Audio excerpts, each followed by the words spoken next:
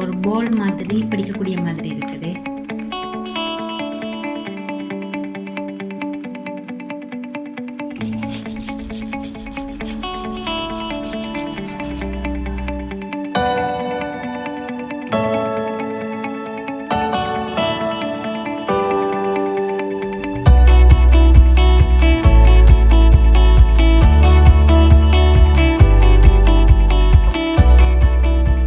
Custard powder எடுத்துருக்கிறேன். Custard powder எவ்வளோ வருது அப்படின்றது பார்ப்போம். இது வந்து பார்த்திங்கன்னா வெனிலா ஃப்ளேவர் கஸ்டர்ட் பவுடர்.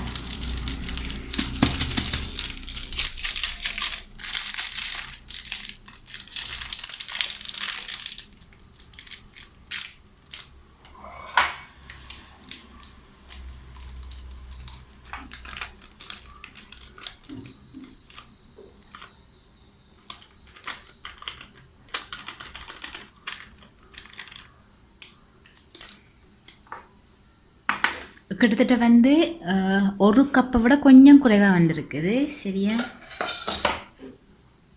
ஒரு டிஷ்ஷுக்கு மாற்றிட்டு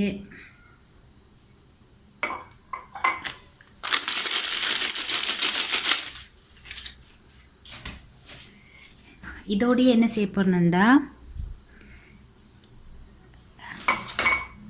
எவ்வளோ அளவில் எடுத்தோமோ அதே அளவில் தண்ணி 1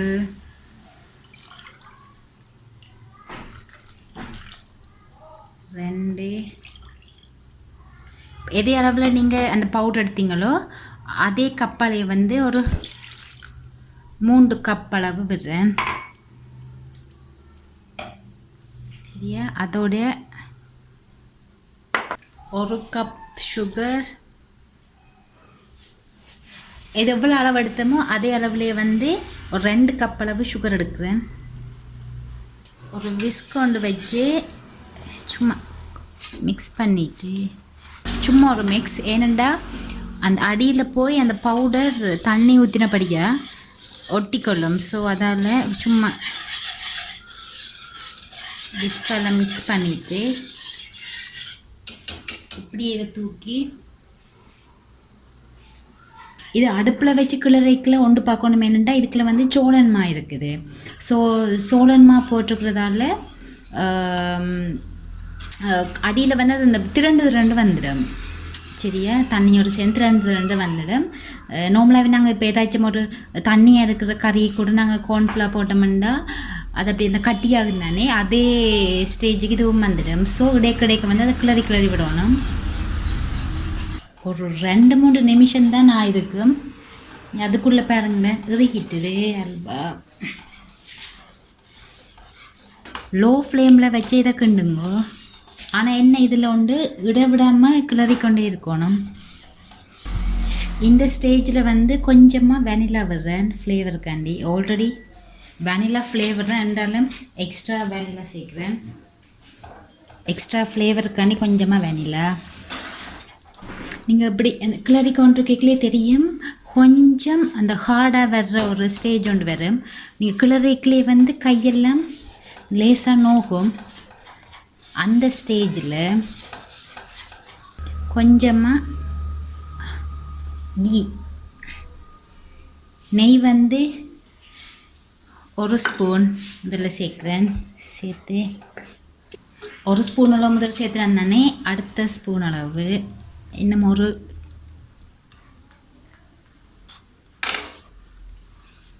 இன்னொரு ஸ்பூன், அதோட இன்னொரு ஸ்பூன் அளவு, ஒரு 3 ஸ்பூன் அளவு நெய் சேர்த்துனான்.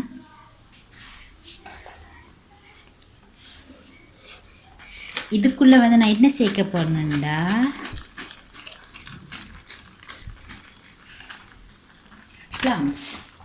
ப்ளம்ஸையும் சேர்த்துட்டு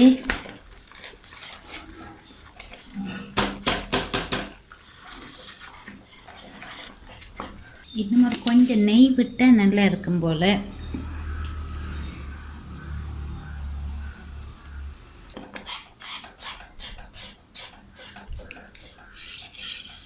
நெய் வந்து நல்லாவே பிரிஞ்சு வந்துட்டுது. சரியா, இந்த டைம்னா கொஞ்சம் எடுத்து டெஸ்ட் பண்ணி பார்ப்போம்.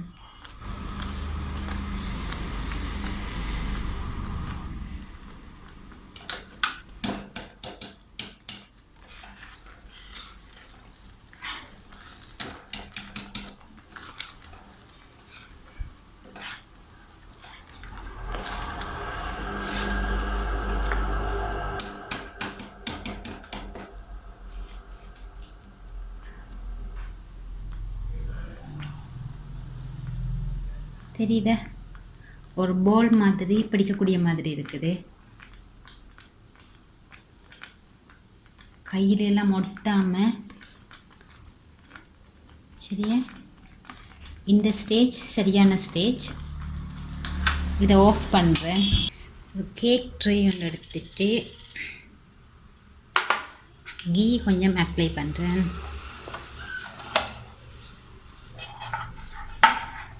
உங்கள்கிட்ட ஸ்கொயர் ஷேப் இருந்தாலும் நீங்கள் அதில் போட்டுக்கொள்ளுங்க. சின்னதாக ஸ்கொயர் ஷேப்பில் இல்லாத அப்படியே நான் ரவுண்டில் போடுறேன். சரியா, கீ அப்ளை பண்ணிவிட்டு இது இப்படியே போடும்.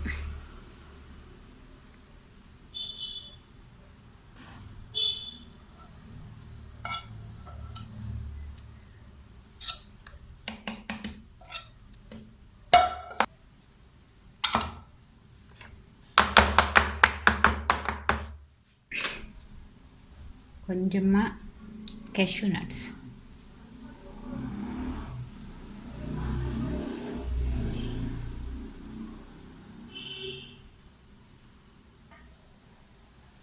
பாதாமும் வந்து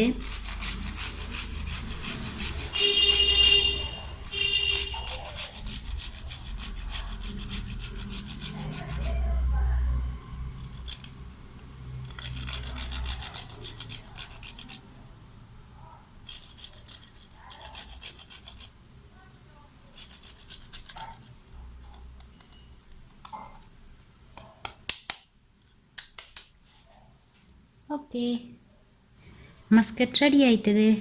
இதை நான் என்ன செய்யப்பேன்டா, ஒரு கொஞ்ச நேரம் மாறினா பிறகு ஃப்ரிட்ஜுக்கு ஒரு 1/2 hour அப்படி வைக்கிறேன். இல்லாட்டிக்கு நீங்கள் ரூம் டெம்பரேச்சரில் வந்து ஒரு 2 hours வச்சிங்கன்னு சொன்னாலும் வடிவே செட் ஆகிடும். நான் கொஞ்சம் மாற விட்டுட்டு ஃப்ரிட்ஜுக்கு வச்சுட்டு உங்களுக்கு காட்டுறேன் இது எப்படி வருது அப்படின்ட்டு. இங்கே பாருங்க, ஃப்ரிட்ஜுக்கு ஒரு 45 minutes கிட்ட வச்சுட்டு இதை எடுத்தேன் நான். இந்த விளிம்பெல்லாம் பார்த்தீங்கன்னா நெய் வந்து ஃப்ரீஸ் ஆகி போயிருக்குது. ஸோ இது என்ன செய்யப்பேன்னா லேசாக சூடாக்கினேன் அப்படி என்று சொன்னால் அந்த சைடில் நார்மல் ஆகிடும், சைடில் கீழே எல்லாம். ஸோ அதுக்கு பிறகு எடுக்க ஈஸியாக இருக்குது. நான் இதை சூடாக்கிட்டு வரேன்.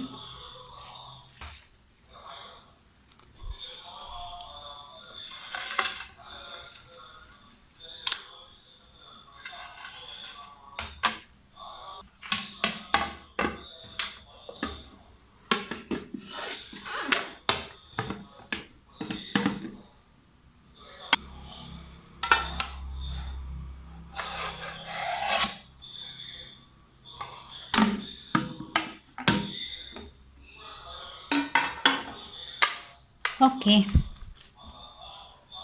மஸ்கட் வந்து ரெடி ஆயிட்டது.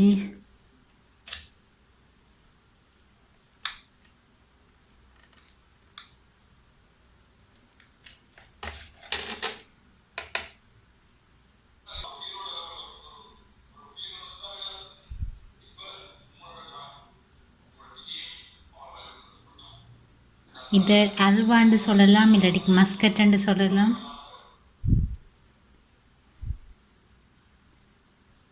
பதினஞ்சு நிமிஷத்துக்குள்ளே குயிக்காக செய்யக்கூடிய ஒரு ஸ்வீட் உண்டு.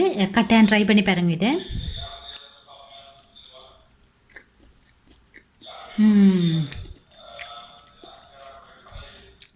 செமையாக இருக்குது. நான் வந்து இதுக்கு சுகர் ஒரு அளவாக தான் போட்டிருக்கிறேன்.